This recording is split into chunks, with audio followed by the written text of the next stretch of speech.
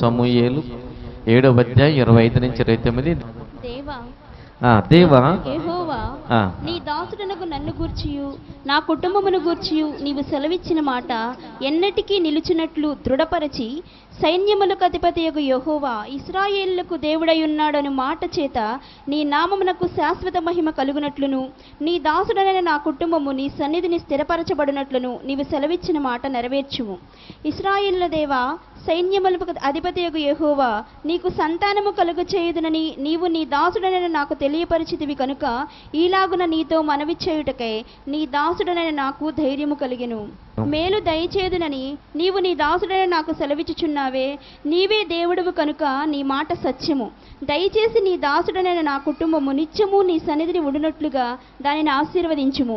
యెహోవా నా ప్రభువా, నీవు సెలవిచ్చున్నావు, నీవు ఆశీర్వాదము నొంది నా కుటుంబము నిత్యము ఆశీర్వదింపబడునుగాక.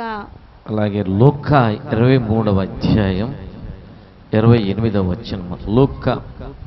యేసు వారి వైపు తిరిగి, యెరూషలేము కుమార్తెలారా, నా నిమిత్తము ఏడవకుడి, మీ నిమిత్తమును మీ పిల్లల నిమిత్తము ఏడువుడి. చాలమ్మా, ప్రార్థన చేసుకుందాం. దయగలిగిన తండ్రి నాయన, నీ బిడ్డలతో కలిసి నీ పాదాల చెంతకు వచ్చిన ప్రభా, గత కొన్ని వారాల నుంచి నాయన ప్రార్థన గురించి మేము ధ్యానం చేస్తూ ఉన్నాం ప్రభా. ఈ రోజున ప్రభా, కుటుంబాల కొరకై ప్రార్థన, కుటుంబం కొరకైన ప్రార్థన ప్రభా. ప్రభా, మేము ధ్యానం చేస్తూ ఉండగా నాయన మానవుని జ్ఞానములు ఏమీ ఉండదు ప్రభా. నన్ను నీ రక్తంతో పవిత్రపరిచి నీ పక్షంగా నిలబడడానికి నన్ను యోగ్యుడిగా మార్చు నాయన. నీ ఆత్మతో నన్ను నింపి నీ పూరక వాడుకో. నా నోటి యందు నీ ప్రభా నీ మాటలు ఉంచు, నా పెదవులు నీ అగ్నితో తాకు నాయన. నా స్వరాన్ని నీ స్వరంగా మార్చి ప్రభా, నీ బిడ్డలకి నువ్వు ఆకర్షించుకున్న నీ గొర్రెలు నీ బిడ్డలకి నీ మాటలు వినిపింపచేయమని ప్రార్థన చేస్తున్నా. వచ్చిన ప్రతి బిడ్డ నీ స్వరం వినాలి నాయన. జీవితాలు ఆశీర్వదింపబడాలి నాయన, కుటుంబాలు కట్టబడాలి నాయన. దయచేసి సహాయం చేయండి. ఇది నీ సమయం పరిశుద్ధాత్మ తండ్రి, ఇది నీ సమయం. మమ్మల్ని అందరినీ మీ చేతులకు అప్పచెప్పుకొని ఉన్నాం ప్రభా. నీ సమయం ప్రభా. వినగలిగిన ప్రభా చెవులను, గ్రహింపగలిగిన హృదయాన్ని ఇవ్వండి ప్రభా. ఈ మాటల ప్రభా నాటపడాలి హృదయంలో నాయన. సహాయం చేయమని యేసు నామములో ప్రార్థించి వేడుకొంచున్నాను తండ్రి, ఆమేన్. ఈరోజు మనం ధ్యానం చేసుకుపోయింది ప్రేయర్ ఫర్ యువర్ ఫ్యామిలీ. నీ కుటుంబం కొరకు ప్రార్థన, నీ కుటుంబం కొరకు ప్రార్థన. నీ ప్రార్థన నీ కుటుంబాన్ని కాపాడుతుంది. నీ ప్రార్థన నీ కుటుంబాన్ని కట్టుతుంది. నీ ప్రార్థన నీ కుటుంబంలోనికి ఆశీర్వాదాలను తీసుకుని వస్తుంది. నీ ప్రార్థన నీ బిడ్డల భవిష్యత్తుని నిర్ణయిస్తుంది. నీ ప్రార్థన నీ కుటుంబంలో సమాధానాన్ని ఉంచుతుంది.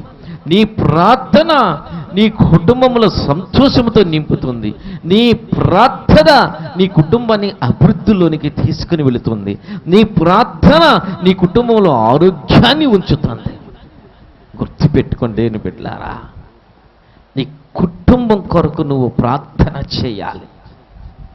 దావీదు వచ్చి దేవుడి సన్నిధిలో కూర్చొని దావీదు దేవుడితో అంటున్నాడు, తన కుటుంబం కొరకు రాజైన దావీదు ప్రార్థన చేస్తున్నాడు. తన కుటుంబం కొరకు ప్రార్థన చేస్తున్నాడు. ఎంత చక్కటి ప్రార్థన అంటే, దేవుని మందిరంలో కూర్చొని దావీదు తన కుటుంబం కొరకు ప్రార్థన చేస్తున్నాడు. ఏం చేస్తున్నాడంటే, నన్ను గూర్చియు నా కుటుంబమును గూర్చియు నీవు సెలవిచ్చిన మాట ఎన్నటికీ నిలిచినట్లు. 4 పాయింట్లు ఉన్నాయి. దావీదు తన కుటుంబం కొరకు చేసిన ప్రార్థనలో 4 శ్రేష్టమైన పాయింట్లు ఉన్నాయి. ఆ పాయింట్లు ఏంటంటే, నన్ను గూర్చియు నా కుటుంబమును గూర్చియు నీవు సెలవిచ్చిన మాట ఎన్నటికీ నిలిచినట్లు. హల్లెలూయా. నీవు సెలవిచ్చిన మాట, నీ వాగ్దానం నా కుటుంబాన్ని గురించి, నన్ను గురించి, నా కుటుంబాన్ని గురించి నీవు ఇచ్చిన వాగ్దానం నెరవేరాలి ప్రభువా. ఆ వాగ్దానం మా కుటుంబం మీద నెరవేరాలి. మాకు ఇచ్చిన వాగ్దానాన్ని జ్ఞాపకం చేసుకో. వాగ్దానాన్ని పట్టుకుని ప్రార్థన చేస్తున్నాడు. ఏ వాగ్దానాన్ని పట్టుకుని నీ కుటుంబం కొరకు నువ్వు ప్రార్థన చేస్తున్నావు? నీ కుటుంబం కొరకు నువ్వే వాగ్దానాన్ని సంపాదించుకున్నావు? ప్రతి నెల మనం కుటుంబ ఆశీర్వాద కూడిక జరుపుతూ ఉన్నాం. వస్తారు, వాగ్దానాలు తీసుకుంటారు. రాని వాళ్ళ గురించి మనం ఏం మాట్లాడలేం. కుటుంబ ఆశీర్వాద కూడిక మనం ఎందుకు పెట్టామంటే దానిలో ఉన్న సీరియస్నెస్. కుటుంబాలు కట్టబడాలి, కుటుంబాలు ఆశీర్వదింపబడాలి. కారణం, నీ కుటుంబంలో ఒక వ్యక్తికి కష్టం వచ్చిందంటే నీ కుటుంబం మొత్తానికి కష్టమే అది. నీ కుటుంబంలో ఒకరికి బాగలేకుండా వస్తే మిగిలిన వాళ్ళు సంతోషంగా ఉంటారు, ఎవరు సంతోషంగా ఉండరు. ఒక కుటుంబంలో ఒక వ్యక్తికి వచ్చే కష్టం కుటుంబాన్నంతటినీ బాధిస్తుంది. కాబట్టి కుటుంబాల క్షేమం కొరకు మనము ప్రతి నెల కూడా మనము కుటుంబ ఆశీర్వాద కూడిక ఏర్పాటు చేస్తున్నాం. కొంతమంది రావట్లేదు, ఎక్కువ మంది వస్తూ ఉన్నారు. రాని వాళ్ళకి మనం ఏం చేయలేం, ఎందుకంటే వాళ్ళ సొంత జ్ఞానాలు వాళ్ళకున్నాయేమో. కొంతమంది ఆ వాగ్దానాలు సంపాదించుకొని ఆ నెలంతా కూడా వారు వాగ్దానాలు పట్టుకొని ప్రార్థన చేస్తున్నారు. హల్లెలూయా. ఆ నెలంతా కూడా వాగ్దానాలు, ఇదిగో దేవా నా కుటుంబం కొరకు నువ్వు ఇచ్చిన వాగ్దానం ఇది. నీకే వాగ్దానం ఉంది నీ చేతిలో? కుటుంబ ఆశీర్వాద కూడికలో వాగ్దానం తీసుకున్నావా? ఏం చేసావు? వాగ్దానం నీ చేతిలో. దావీదు చేతిలో వాగ్దానం ఉంది, తన కుటుంబం కొరకు దేవుడిచ్చిన వాగ్దానం ఉంది. నీ చేతిలో ఏముంది? ఏ వాగ్దానాన్ని పట్టుకుని నీ కుటుంబం కొరకు నువ్వు దేవుణ్ణి ప్రార్థిస్తున్నావు? వాగ్దానం ఉందా? నువ్వు నీ కుటుంబం కొరకు ప్రార్థన చేస్తూ ఉంటే వాగ్దానాన్ని ఎత్తుపట్టుకుని ప్రార్థన చేయి. ప్రభువా, ఇదిగో ఈ వాగ్దానాన్ని నేను నమ్మి ఉన్నానయ్యా. నువ్వు నా కొరకు నా కుటుంబం కొరకు ఇచ్చిన ఈ వాగ్దానం, దీన్ని నేను నమ్మి ఉన్నాను. నా కుటుంబంలో నా జీవితంలో దీన్ని నెరవేర్చు. వాగ్దానాన్ని ఎత్తిపట్టుకుని నీ కుటుంబాల కొరకు ప్రార్థన చేయి. దైవశక్తి స్వస్థత కూడిక, దైవశక్తి స్వస్థత కూడిక, దైవశక్తి స్వస్థత కూడిక. స్థలము ఆశా ఫంక్షన్ హాల్, పడమట డొంక రోడ్డు, విజయవాడ. ప్రతి నెల మొదటి మంగళవారం. నేటి కాలములో దేవునిచ్చే బహుబలంగా వాడబడుతున్న దైవజనులు ఐపీసీ కరుణకుమార్ గారు ప్రసంగించి మీ కొరకు ప్రార్థించెదరు. వీరి పరిచయ ద్వారా దేవుడు అనేకమైన అద్భుత కార్యాలను జరిగించుచున్నాడు. మీరు కూడా రండి, మీ దుఃఖ దినములు సంతోష దినములుగా మార్చుకోండి. దేని బిడ్డలారా, ఒక మాట చెప్తూ ఉన్నాను. పసిబిడ్డలుగా ఉన్నప్పుడే నీ బిడ్డల కొరకు నువ్వు ప్రార్థన చేయకపోతే, నీ బిడ్డల్ని నువ్వు దేవుడి సన్నిధికి నడిపించకపోతే, పెద్దయిన తర్వాత వాళ్ళని గురించి నువ్వు వేడవలసి వస్తుంది. ప్రార్థనాపరుల కుటుంబంలోంచి ఒక త్రాగుబోతు రావడం నేను ఎప్పుడు కూడా ఇంతవరకు చూడలేదు. ఒకవేళ వచ్చుంటారేమో కానీ నేనైతే ఈ చూడలా. ప్రార్థించే కుటుంబంలోంచి ఒక త్రాగుబోతు రావడాన్ని నేను ఈ చూడలేదు. ప్రార్థించే కుటుంబంలోంచి ఒక దొంగ రావడాన్ని నేను చూడలేదు. ప్రార్థించే కుటుంబంలోంచి ఒక ఖైదీ, జైల్లో ఉండే ఒక ఖైదీ రావడాన్ని నేను చూడలేదు. ప్రార్థించే కుటుంబంలోంచి కుటుంబాన్ని విచ్ఛిన్నం చేసే మనస్తత్వం కలిగిన వ్యక్తులు రావడాన్ని నేను చూడలేదు. ఒకవేళ ఉంటే ఉండొచ్చేమో కానీ నాకైతే ఇంతవరకు కనబడలేదు.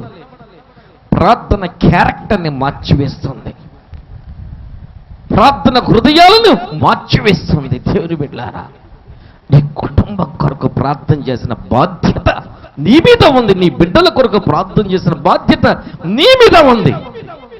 కుటుంబ ఆశీర్వాద కోడికంటే అయ్యో నా కుటుంబం కొరకు నేను చేసుకునే ప్రార్థన ఇది అని పరుగులెత్తుకుంటా రావాలి. వాగ్దానాన్ని ఎత్తుకుని చేతిలో వాగ్దానం ఉందా? నీ కుటుంబం కొరకు దేవుడు నీకు ఇచ్చిన వాగ్దానం సంపాదించుకో. ప్రభా, నా కుటుంబం కొరకు నువ్వే వాగ్దానం ఇస్తున్నాను, వాగ్దానం సంపాదించుకో. వాగ్దానం ఎత్తి ప్రార్థన చేయడం, దావీదులాగా వాగ్దానం ఎత్తి పట్టుకుని ప్రార్థన చేయడం నేర్చుకోండి. నీవిచ్చిన వాగ్దానాన్ని స్థిరపరిచేయ అంటున్నాడు. రెండవ మాట ఏమంటున్నాడు? రెండవ ప్రార్థన ఎంత చక్కటి ప్రార్థన. నా కుటుంబము నీ సన్నిధిని స్థిరపరచబడినట్లు, the house of your servant David will be established in your sight. నా కుటుంబం నీ సన్నిధిని స్థిరపరచబడినట్లు. ఎక్కడంట? దేవుడి యొక్క సన్నిధిని స్థిరపరచబడినట్లు. నా కుటుంబం నీ సన్నిధిని స్థిరపరచబడాలి నాయనా. నీ సన్నిధిలో ఉంటేనే నా కుటుంబం క్షేమంగా ఉంటుంది. నీ సన్నిధిలో ఉంటేనే నా కుటుంబం బలంగా ఉంటుంది. నీ సన్నిధిలో ఉంటేనే నా కుటుంబం ఆశీర్వదించబడిన కుటుంబంగా ఉంటుంది. నీ సన్నిధిలో ఉండాలి. దేవుడి సన్నిధికి తమ బిడ్డల్ని, విశ్వాసులైన భార్యలు తమ భర్తని, విశ్వాసులైన భర్తలు తమ భార్యను నడిపించడానికి ప్రయత్నించండి. నడిపించడానికి నడిపించు. నడవకపోతే ప్రార్థన చేయి, దేవుడు లాక్కొని వస్తాడు. నడిపించండి. దేవుడి సన్నిధిలో ఉంటేనే క్షేమం ఉంటుంది. దేవుడి సన్నిధిలో ఉంటేనే ఆశీర్వాదాలు ఉంటాయి. దేవుడి సన్నిధిలో ఉంటేనే అభివృద్ధులు ఉంటాయి. దేవుడి సన్నిధిలో ఉంటేనే మంచి హృదయం ఉంటుంది, మంచి క్యారెక్టర్ ఉంటుంది. నీ సన్నిధిలో స్థిరపరచబడాలయ్యా. అది కావాలి, ఇది కావాలని అడుగుతున్నాడు. నా కుటుంబానికి ఐశ్వర్యమి అని చెప్పి అడుగుతున్నాడా? నా బిడ్డలకి డబ్బులు అని అడుగుతున్నాడా? ఏమడుగుతున్నాడు? నీ సన్నిధిలో స్థిరపరచబడితే చాలు, వాడు పచ్చని ఒలీవ మొక్కవలే ఉంటారు. వాళ్ళు దేవుని సన్నిధిలో స్థిరపరచబడిన వాళ్ళు పచ్చని ఒలీవ మొక్కల వలె ఉంటారు. నీ సన్నిధిలో స్థిరపరచబడాలి. ఏం చేస్తున్నాను? నీ కుటుంబాన్ని దేవుడి సన్నిధిలో స్థిరపరిచే విధంగా నువ్వు ప్రయత్నిస్తున్నావా? నీ బిడ్డలు అటు ఇటు వెళుతూ ఉంటే వాళ్ళని ఎంకరేజ్ చేస్తున్నావా? ఆ తర్వాత ఏడవాల్సి వస్తుంది. దేవుడి సన్నిధికి దూరమైన బిడ్డలను బట్టి నువ్వు ఏడవాల్సి వస్తుంది. ఆ తర్వాత దేవుడి సన్నిధిలో ఉన్న బిడ్డలలోనే ఆశీర్వదింపబడేదానికి కావలసిన క్యారెక్టర్ డెవలప్ అవుతుంది. దేవుడి సన్నిధికి దూరమై లోకములో ఉంటే నాశనానికి కావలసిన క్యారెక్టర్ డెవలప్ అవుతుంది. ఎక్కడికి? ఎటు వెళుతున్నారు? ఎటువైపు వెళుతున్నారు? మందిరానికి నడిపిస్తున్నావా? ఎక్కడికి నడిపిస్తున్నా? అటు ఇటు వెళుతూ ఉంటే చూస్తూ ఊరుకుంటున్నావా? తెలీదా నీకు? ఎక్కడ ఆశీర్వాదాలు ఉంటాయో, ఎక్కడ క్షేమం ఉంటుందో, ఎక్కడ అభివృద్ధి ఉంటుందో తెలీదా నీకు? తెలుసు. దేవుడి శరీరంలో స్థిరపరచబడ్డ కుటుంబమే స్థిరంగా ఉంటుంది. గాలి వీచెను, వరదలు వీచెను, ఆ ఇంటి మీద తుఫాను వచ్చి పడ్డప్పటికి కూడా ఆ ఇల్లు క్షణం మాత్రము కూడా ఓకలేదు, డ్యామేజ్ కాలేదు. కారణం ఆ ఇంటి యొక్క పునాది ఎక్కడుందంట? బండ మీద ఉంది. ఆ ఇంటి యొక్క పునాది, ఆ కుటుంబం యొక్క పునాది దేవుని వాక్యం మీద ఉంది. ఆ కుటుంబం యొక్క పునాది దేవుడి సన్నిధిలో ఉంది. స్థిరపరచబడాలి దేవుడి యొక్క సన్నిధిలో. దేవుని బిడ్డలారా, దేవుణ్ణి సీరియస్గా తీసుకోండి, తమాషగా తీసుకోవద్దు. దేవుడు చులకనగా చూడొద్దు. దేవుణ్ణి చిన్నవాడిగా చూడొద్దు. దేవుడు చాలా గొప్పవాడు. నీ ప్రాణం మీద, ఊపిరి మీద, ఆయుష్ మీద, నీ జీవితం మీద, చనిపోయిన తర్వాత నీ ఆత్మ మీద అధికారం కలిగిన వాడు దేవుడు. దేవుడి గొప్పతనాన్ని గ్రహించు. ఆయన ప్రేమ కలిగిన దేవుడైనంత మాత్రాన ఆయన తక్కువగా చూడొద్దు.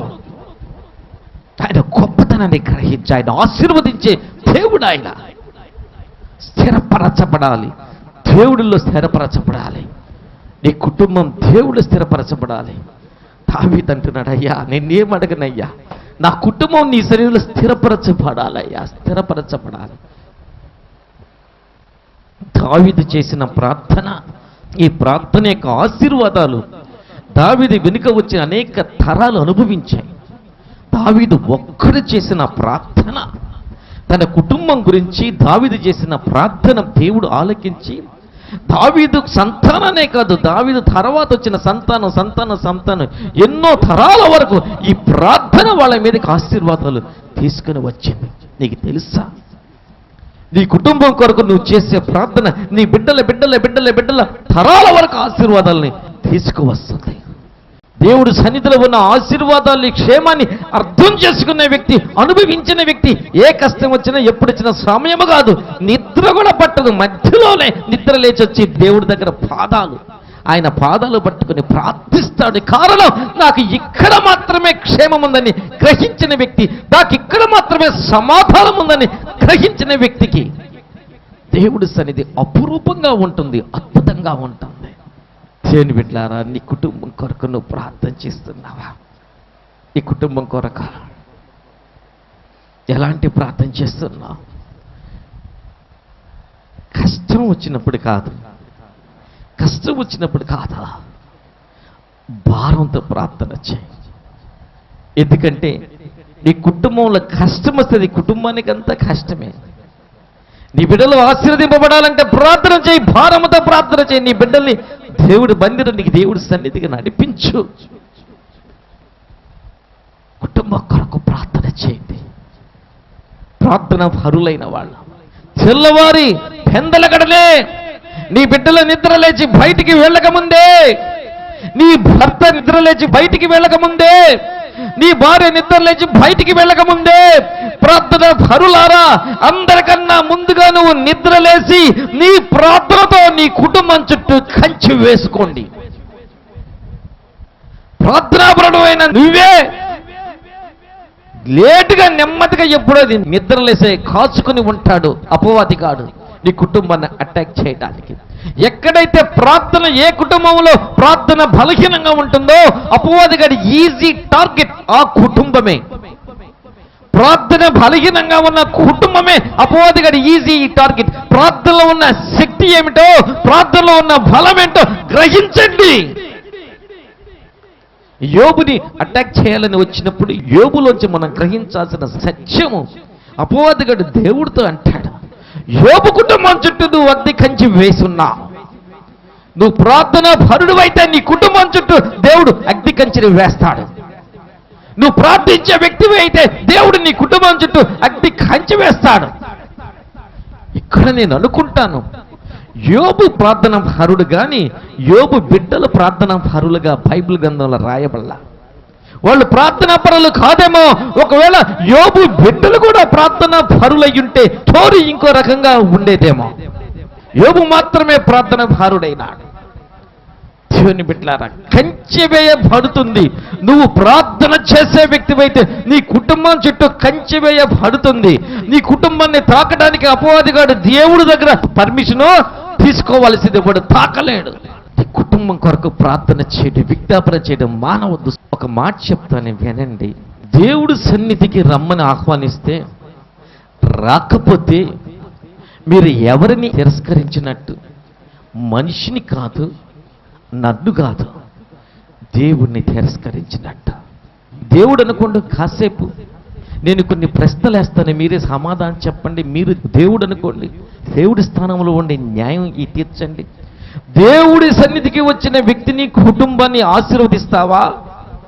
దేవుడి సన్నిధికి రాకుండా ఆ సమయంలో ఇంట్లో కూర్చొని టీవీ చూస్తున్న వ్యక్తిని, ఆ కుటుంబాన్ని ఆశీర్వదిస్తావా?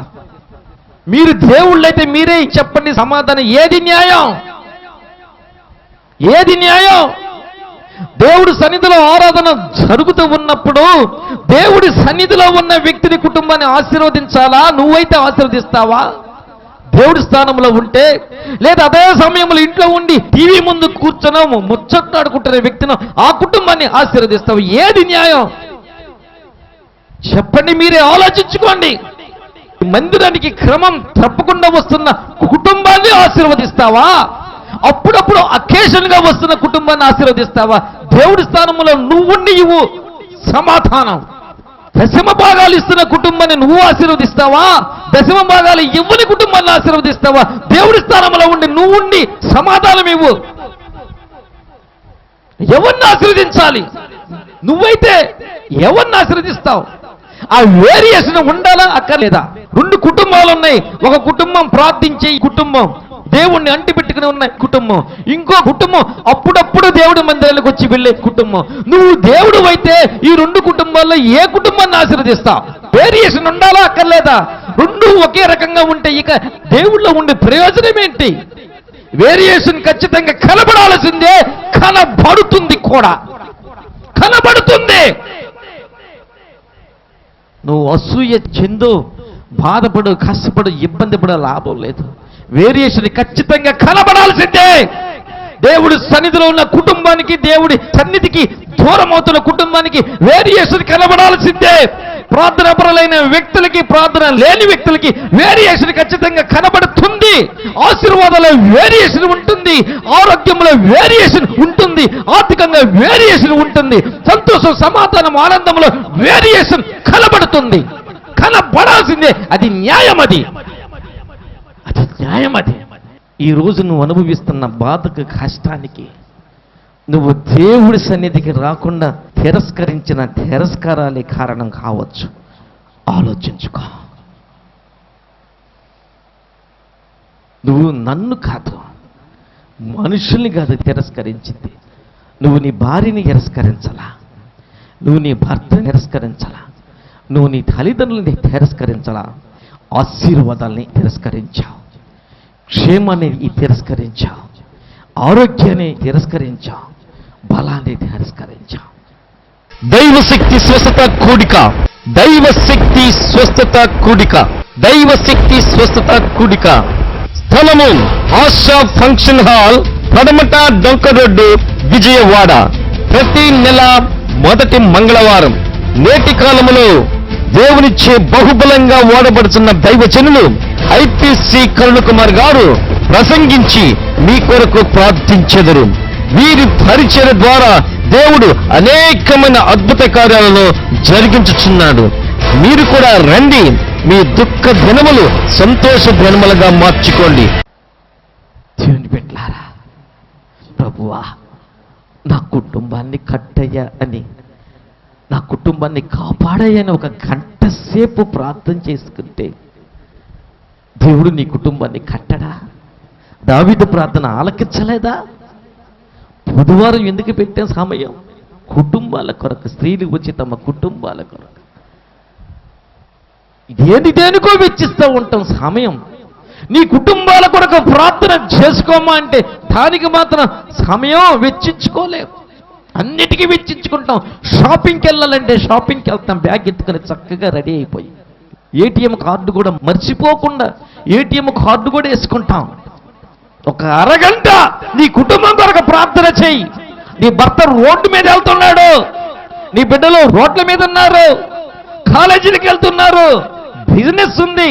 నీ ప్రార్థనతో ఆశీర్వాదాలు నీ కుటుంబం మీద కొమ్మరించుకో. ఆలకించండి, అర్థం చేసుకోండి. ప్రియమైన వాళ్ళారా అర్థం చేసుకోండి. క్రైస్తవులారా, నీ ప్రార్థనతో నీ కుటుంబం ఆశీర్వదించబడుతుంది. అర్థం చేసుకో. ఇది వాస్తవం, ఇది సత్యం. ఇదేదో వెర్రి మాటలు కాదు, పిచ్చి మాటలు కాదు. సత్యము వీధుల్లో కేకలు వేస్తుంది. వెర్రి మాటలు కాదు, పిచ్చి మాటలు కాదు, ఏదో యథాలాపంగా చెప్పే మాటలు కాదు. ఇవి సత్యమైన మాటలు. ఇవి అర్థం చేసుకో. 127 కీర్తన మొదటి 2 వచనాలు ఉన్నాయి కదా. యెహోవా ఇల్లు కట్టని ఎడలా కట్టువని ప్రయాస వ్యర్థమే, యెహోవా పట్టను కాపాడనిడలా కావలు కాయు వారి ప్రయాస కూడా వ్యర్థమే. నువ్వు వేకువనే లేచి రాత్రి అర్ధరాత్రి వరకు ఈ మేలుకొని ఉండి నీ కష్టార్జితాన్ని తినుచు ఉండట వ్యర్థమే. తన ప్రియులు నిద్రించుచుండగా యెహోవా వారికి అనుగ్రహించుచున్నాడు. ఎందుకనంట 2వ వచనం చూడు. ఎందుకని? నువ్వు వేకువనే రీచి రాత్రి చాలా పొద్దుపోయి వరకు నిద్రపోకుండా కష్టపడి సంపాదించి నీ కష్టార్జితాన్ని తినుచు ఉంటే వ్యర్థమే. ఎందుకు? నువ్వు వేకువనే నిద్రలేస్తున్నావు, అర్ధరాత్రి వరకు కష్టపడుతున్నావు, సంపాదిస్తున్నావు, కానీ ఎక్కడా ప్రార్థన అనేది లేదు. అక్కడ ఆ జీవితంలో ప్రార్థన లేదు, ఆ జీవితంలో దేవుడు లేడు. అందుకనే ఆ జీవితం కాపాడబడదు, ఆ కుటుంబం కాపాడబడదు. నువ్వెంత వేకువని లేచి ఎంత అర్ధరాత్రి వరకు కష్టపడి పనిచేసి సంపాదించినప్పటికీ కూడా ఆ జీవితంలో ప్రార్థన లేదు, ఆ జీవితంలో దేవుడు లేడు. కాబట్టి అది వ్యర్థం అంటున్నాడు. వ్యర్థం. దేవుడు అంటున్నాడు, తన ప్రియులు నిద్రించుచుండగా, దేవుడికి ఇష్టమైన వాళ్ళు నిద్రపోతున్నా సరే దేవుడు వాళ్ళకి అనుగ్రహిస్తుంటాడు. ఎందుకో? ఆ ఇల్లు కట్టడం వ్యర్థం, కట్టువాడి ప్రయాసం వ్యర్థమే. యెహోవా కట్టట్లేదు, ఆ ఇంట్లో ప్రార్థన లేదు, ఆ కుటుంబంలో ప్రార్థన లేదు, ఆ యొక్క కుటుంబంలో దేవుడు లేడు. కాబట్టి అది ఇల్లు కాదు, ఆ కుటుంబము కట్టబడదు. కట్టాలని ఎంత ప్రయత్నించినా అది కట్టబడదు. ఆ ప్రయాసంత వ్యర్థం. దేవుడు లేకపోతే కుటుంబాలు కాపాడబడవు, దేవుడు లేకపోతే పట్టణాలు కాపాడబడవు. దీని బిడ్డలారా, నీ కుటుంబం కట్టబడాలంటే నీ కుటుంబం కాపాడబడాలంటే నీ కుటుంబంలో ప్రార్థన ఉండాలి.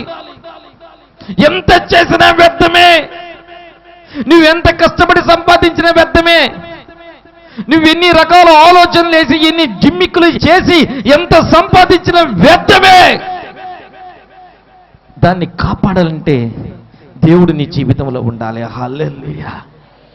అది కాపాడబడాలంటే, దాన్ని నువ్వు అనుభవించాలంటే దేవుడు నీ జీవితంలో ఒకడు అనుకున్నాడు, నా ప్రాణమా తినుము త్రాగము కించుము. ఓ చాలా జ్ఞానం, చాలా తెలివితేటలతో సంపాదించుకున్నాడు, కొట్ల నిండా నింపేశాడు. కొట్ల నిండా ఊరికినే రాదు, రాత్రి మగళ్ళు కష్టపడ్డాడు, తన కింద పనిచేసే వాళ్ళని కష్టపెట్టాడు, కొట్ల నిండా కూర్చుకున్నాడు. ఆ విస్తారమైన సంపద చూసి, దేవా ఇంతగా ఆశీర్వదించటకు నేనే పాటి వాడిని దావీదులాగా అనలా. అనుంటే ఆ స్టోరీ ఇంకో రకంగా ఉండేది. దేవుడు అనేవాడు, నిన్ను తరతరాలు ఆశీర్వదిస్తానని. ఆ మాట అనలా.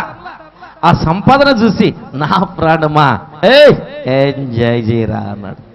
కానీ నీ ఇష్టం ఎంజాయ్ చేయి, ఇప్పుడే వయసు పోయిన తర్వాత నువ్వే అనుభవిస్తావు. అనుభవించే వయసు ఇదేరా, రోగాలు తెచ్చుకునే వయసు కూడా ఇదేరా, అనుభవించు. నాశనమయ్యే వయసు కూడా ఇదేరా, అనుభవించు. దేవుడు అన్నాడు, ఈ రాత్రికి నీ ప్రాణాన్ని అడుగుతా. ఈ రాత్రి నువ్వు చనిపోతున్నావురా, ఈ రాత్రి నువ్వు అనుభవించలేవు. దాంట్లో ఉన్న ఒక్క వడ్ల గింజ కూడా నువ్వు అనుభవించలేవు, ఒక్క రూపాయి అనుభవించలేవు, నువ్వు అనుభవించలేవు. ఈ రాత్రికి నువ్వు వెళ్ళిపోతున్నా. ప్రార్థన లేకుండా నువ్వెంత సంపాదించినా యెహోవా ఇల్లు కట్టినలా కట్టు అనే ప్రయాస వ్యర్థ వ్యర్థ. దేని బిడ్డలారా, అబ్రహాము తన బిడ్డ గురించి ప్రార్థించాడు, ఇష్మాయేల్ గురించి. దేవుడు అంటాడు, అబ్రహాము ఇస్సాకుతో నా నిబంధన నేను స్థిరపరుస్తాను, ఇస్సాకుని నేను ఆశీర్వదిస్తానంటే అబ్రహాంకి డౌట్ వస్తుంది. మరి ఇష్మాయేలు సంగతి ఏంటి? ఇష్మాయేలు బ్రతకడా, చనిపోతాడా? ఇష్మాయేలు సంగతి ఏంటని దేవుణ్ణి ప్రార్థన చేస్తాడు. దేవా ఇష్మాయేలు నీ సన్నిధిలో బ్రతకనిమ్మయ్యా, ఇస్రాయేలును కూడా బ్రతకనివ్వు. దేవుడు అబ్రహాం ప్రార్థన ఆలకించి అంటాడు, అబ్రహామా ఇష్మాయేలుని నేను మర్చిపోలేదు, ఇష్మాయేలులోంచి 12 మంది రాజులు రాబోతున్నారు అంటాడు. హల్లెలూయా హల్లెలూయా. అబ్రహాం తన బిడ్డ గురించి ప్రార్థన చేశాడు, ఇష్మాయేలు గురించి ప్రార్థన చేశాడు. దేవుడు ఆశీర్వదించకుండా విడిచిపెట్టలేదు. యాకోబు ఎబ్బోతు రేవు దాటి బయటకు వస్తున్నాం. ఎబ్బోతు రేవు దగ్గర ఉన్నప్పుడు భయపడ్డాడు. ఏశావు వస్తున్నాడంట, మా అన్న 400 మందితో వస్తున్నాడంట.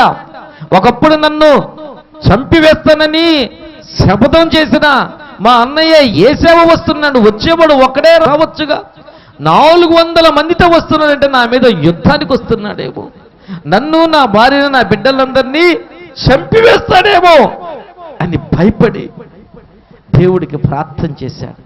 దేవా చేతి కర్రతో నేను ఈ రేవును దాటానయ్యా, ఇప్పుడు నేను 2 గుంపులనయ్యాను, ఇంతగా ఆశీర్వదింపబడడానికి నాకు యోగ్యత లేదు. ఏశావు అనే అపాయం నా కుటుంబం మీదకి రాబోతుంది, నన్ను కాపాడు ప్రభువా, కాపాడు. ఏ ప్రమాదం నీ కుటుంబం మీదకి రాబోతూ వద్దా? ఏ ఏశావు ఏ అర్ధరాత్రి నీ ఇంటి మీదకి రాబోతున్నాడు, నీ కుటుంబం మీదకి రాబోతున్నాడు, ఏ కష్టం నీ కుటుంబం మీదకి రాబోతుందో, ఏ ఇబ్బంది నీ కుటుంబం మీదకి రాబోతుందో, ఏ అనారోగ్యం నీ కుటుంబం మీదకి రాబోతుందో ప్రార్థన చేయి. నీ కుటుంబాన్ని నువ్వు కాపాడగలవు. నువ్వు ప్రార్థన చేసే వ్యక్తివే అయితే నీ కుటుంబాన్ని అపవాదిగాడు తాకలేడు. దేవుని వాగ్దానం ఉంది, ఏ తెగులును నీ గుడారమును సమీపించదు. దేవుడు వాగ్దానం ఉంది. నువ్వు ప్రార్థనా పరులవైతే, ప్రార్థన చేసే వ్యక్తివైతే, నువ్వు ప్రార్థన పరుడవైతే నీ కుటుంబాన్ని నువ్వు కాపాడగలవు. నాకెంత బలం ఉందనేది కాదు, నీకెంత పలుకుబడి ఉందనేది కాదు, నీకెంత డబ్బు ఉందనేది కాదు, నీ కుటుంబాన్ని కాపాడలేదు. నువ్వెంతగా ప్రార్థన చేస్తున్నావు అదే నీ కుటుంబాన్ని కాపాడుతుంది. హల్లెలూయా హల్లెలూయా. ప్రభు అంటాడు, యెరూషలేము కుమార్తెలతో, యెరూషలేము కుమార్తెలారా నా కొరకు ఏడవబాకండి, మీరు ఏడవలసింది మీ కొరకు మీ బిడ్డల కొరకు ఏడవాలి. మీ కొరకు మీ బిడ్డల కొరకు, నా కోసం కాదు. ఏడవండి మీ కొరకు మీ బిడ్డల కొరకు. దేవుడి సన్నిధిలో కన్నీరు విడిచి ప్రార్థించండి. కారణం అపవాదిగాడు గర్జించు సింహము వలె ఎవరిని మింగుదమా అని వాడు తిరుగులాడుచున్నాడు. మీరు ఏడవలసింది మీ బిడ్డల కొరకు, మీ కుటుంబాల కొరకు, మీ కొరకు ఏడవండి. వాడి కోరల్లో వాడి బంధకాలలో నీ బిడ్డలు చిక్కుకొనకుండా. దేవుని బిడ్డలు ఒక ఆవిడ ఫోన్ చేసినదయ్యా, బాత్రూమ్కి వెళ్ళి చూస్తే అన్నీ ఇంజెక్షన్లు కనబడుతున్నాయి, ఎంత చెప్పినా వినడం లేదు. డ్రగ్స్కి అలవాటు అయిపోయింది. డ్రగ్స్కి ఎవరో వాళ్ళ ఫ్రెండ్స్ అలవాటు చేశారు. 19-20 సంవత్సరాల బిడ్డ ఆ విధంగా డ్రగ్స్కి వేసుకుని విచ్చలవిడిగా తిరుగుతుంది. ఒక్కగానొక్క ఈ కూతురు ఏడుస్తుంది. ఆమె ఆ బిడ్డ దేవుని మందిరానికి నడిపించబడే ఉంటే, దేవుడి సన్నిధిలో ఉంటే, దేవుడి సన్నిధిలో దేవుని మందిరానికి నడిపించబడిన బిడ్డ అయితే ఆ తప్పటడుగులు వేసేది కాదు. ఆ తప్పటడుగులు వేసేది కాదు. దేవుని వాక్యం గద్దిస్తుంది, దేవుని మాటలు గద్దిస్తాయి. చిన్నప్పటి బాలుడు నడువవలసిన త్రోవను వాడికి నేర్పు. ఆ త్రోవ దేవుని మందిరం, దేవుని వాక్యం. ఆ త్రోవ నీ వాక్యము నా పాదములకు దీపమై ఉంది. ఆ త్రోవ దేవుని వాక్యం. ఆ దేవుని వాక్యాన్ని బాలుడుగా ఉన్నప్పుడు నీ బిడ్డకు నేర్పు. పెద్దవాడైనప్పుడు వాడు దానిలోంచి తొలగిపోడు. అప్పుడు నువ్వు ఏడవలసిన పని ఉండదు. నడిపించకుండా ఇప్పుడు నెగ్లెక్ట్ చేసి, ఇప్పుడు అశ్రద్ధ చేసి, ఈ వయసులో ఉండేవాళ్ళు ఆ వయసులో ఉండాలి కదా అనుకొని ఆ తర్వాత నువ్వు ఏడవాల్సి వస్తుంది. శిక్ష అంటూ వస్తే, ఆపద అంటూ వస్తే అది వార్నింగ్ ఇవ్వదు. అకస్మాత్తుగా దుర్దినములు అకస్మాత్తుగా వస్తాయి. ఉదయం వరకు ఇష్టానుసారంగా జీవిస్తున్నారు, అల్లరితో కూడిన ఆట పాటల్లో ఉన్నారు, పాపపు జీవితంలో సుఖిస్తూ ఉన్నారు. 1 గంటలో ఏలి కుమారులు, భార్య అందరూ 1 గంటలో చనిపోయారు. గంట తేడాలో దేవుడు హెచ్చరించినప్పుడు చక్కదిద్దుకోవడం ప్రారంభించండి. దేవుడు హెచ్చరించినప్పుడు చక్కదిద్దుకోండి. దేవుడు తన సేవకుల ద్వారా హెచ్చరించినప్పుడు నీ కుటుంబాన్ని దేవుడి సన్నిధిలో స్థిరపరిచేదానికి ప్రయత్నించండి. నీ కుటుంబానికి ప్రార్థన చేయండి. ఏశావు నీ కుటుంబం మీదకి రాబోతున్నాడు. దేవుడు ఈ రోజున ఎంతమందిని హెచ్చరిస్తూ ఉన్నాడో. దేవుని బిడ్డలారా, హెచ్చరికకు లోపడండి, లోపడండి హెచ్చరికకు. సౌలు అనే మహారాజు ఉన్నాడు ఇశ్రాయేలు మీద. తన బిడ్డల కొరకు ఏ రోజు కూడా ప్రార్థించాలా. తన బిడ్డల కొరకు ఏ రోజు కూడా దావీదు వచ్చి దేవుడి సన్నిధిలో ప్రార్థించిన విధంగా తన బిడ్డల కొరకు ఏ రోజు ప్రార్థించాలా. సౌలు కుటుంబం అంతా కూడా 1 రోజులోనే సౌలు అతని బిడ్డల కుమారులు మొత్తం కూడా నాశనమైపోయారు, చనిపోయారు 1 రోజులోనే. మహారాజు తెలుసు, దేవుని ఆజ్ఞలు తెలుసు, దేవుడికి ఇష్టమే ఎలా బ్రతకాలో తెలుసు, దేవుడి ఆజ్ఞను ధిక్కరిస్తున్న విషయం కూడా ఈ తెలుసు. అయినా కానీ ధిక్కరించాడు. 1 రోజులోనే కుటుంబం మొత్తం నాశనం అయిపోయింది. సౌలు అతని కుమారులందరూ కూడా చనిపోయారు ఒకే 1 రోజులో. రాత్రి బాగానే ఉన్నాడు, భోంచేశాడు, మేకపిల్లను వండితే అది తిన్నాడు. విగత జీవులయ్యారు. సాయంత్రానికి, ఈ మరుసటి రోజు సాయంత్రానికి దేవుని బిడ్డలారా, నయోమి ఉంది. నయోమి బుద్ధి లేదా, తెలీదా, జ్ఞానం లేదా, వినలేదా? ఎన్ని దేవుని ప్రసంగాలు విన్నదో. ఇశ్రాయేలులో ఉంది. అన్యులతో సహవాసం చేయకూడదన్న విషయం ఈ తెలీదా? అన్యుల మధ్యలో జీవించకూడదన్న విషయం ఈ తెలీదా? దేవుడికి, దేవుని ఈ మందిరానికి, దేవుని బిడ్డల సహవాసానికి దూరం కాకూడదన్న విషయం ఈ తెలీదా? తెలుసు, అన్నీ తెలుసు. అన్నీ తెలిసే ఆస్తిని అమ్ముకునే డబ్బుని చేతబట్టుకుని, డబ్బు ఉంది కదా నాకేములే. కొంతమంది అనుకుంటారు, డబ్బు ఉంది కదా నాకేములే, భూములు ఉన్నాయి కదా నాకేములే, ఉద్యోగం ఉంది కదా నాకేములే, ఆస్తిపాస్తులు ఉన్నాయి నాకేములే అనుకుంటారు. ఈ నయోమి కూడా అదే అనుకునింది, నాకేములే, డబ్బుంది అనుకుని దేవుడికి దూరమైంది. తన కుటుంబాలంతా కూడా దేవుడికి దూరంగా తీసుకుని వెళ్ళింది. ఎవరున్నారు? నయోమి భర్తకి అనారోగ్యం వచ్చినప్పుడు నయోమి భర్త కొరకు ప్రార్థన చేసే యాజకుడు అక్కడ లేడు, అన్యుల మధ్యలో ఉంది. యాజకుడు అక్కడ లేడు. అయ్యా నా భర్తకి బాగలేదయ్యా ప్రార్థన చేయండి అంటే సజీవుడనే దేవుడి మందిరానికి వచ్చి ఆయన సముఖములో ఆయన సన్నిధిలో ప్రార్థన చేసే పాస్టర్ గారు నయోమికి అందుబాటులో లేరు. బిడ్డలకి అనారోగ్యం వస్తే వాళ్ళ కొరకు ప్రార్థించే పాస్టర్ గారు లేరు, దూరంగా వెళ్ళింది. దేవుడి మందిరానికి దూరంగా వెళ్ళింది, దేవుని బిడ్డలకు దూరంగా వెళ్ళింది, యాజకులకు దూరంగా వెళ్ళింది. అక్కడ దేవుడు వాక్యము లేదు, అక్కడ దేవుని మందిరము లేదు, అన్యుల సహవాసం ఉంది, పాపము ఉంది, అల్లరితో కూడిన ఆట పాటలు ఉన్నాయి. కుటుంబాన్ని మొత్తం కోల్పోయింది. కుటుంబంతో పాటు సమృద్ధినంతా కోల్పోయింది, ఘనతనంతా కోల్పోయింది, రిక్తురాలైంది. తెలీదా నయోమికి? తెలుసు. తెలిసే దేవుడంటే నిర్లక్ష్యం. దేవుని బిడ్డలారా, దేవుడు ఈ ప్రపంచం మీదకి నాశనం చేయాలనుకుంటే తన యందు భయభక్తులు కలిగిన కుటుంబం నోవహు కుటుంబాన్ని కాపాడాడు ఆయన. హల్లెలూయా, హల్లెలూయా. ప్రార్థనా పరులను తన యందు భయభక్తులు కలిగిన కుటుంబాన్ని ఎప్పుడు కాపాడతాడు దేవుడు. నీ ప్రక్కన 1000 మంది పడినను, నీ కుడి పక్కన 10,000 మంది కూలినను అపాయము నీ యొద్దకు రాదు. కారణం నువ్వు ప్రార్థన చేసే వ్యక్తివి.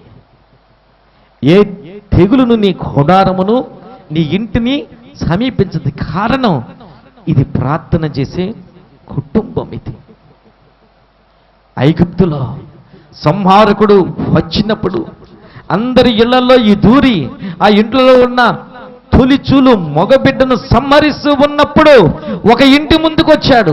ఆ ఇంటి ముందుకు వస్తేనే ఆ ఇంటి ముందు నుంచి, ఆ ఇంటి యొక్క ద్వారము నుంచి దేవుని అగ్ని వచ్చి సంహారకుడిని అడ్డుకున్నది.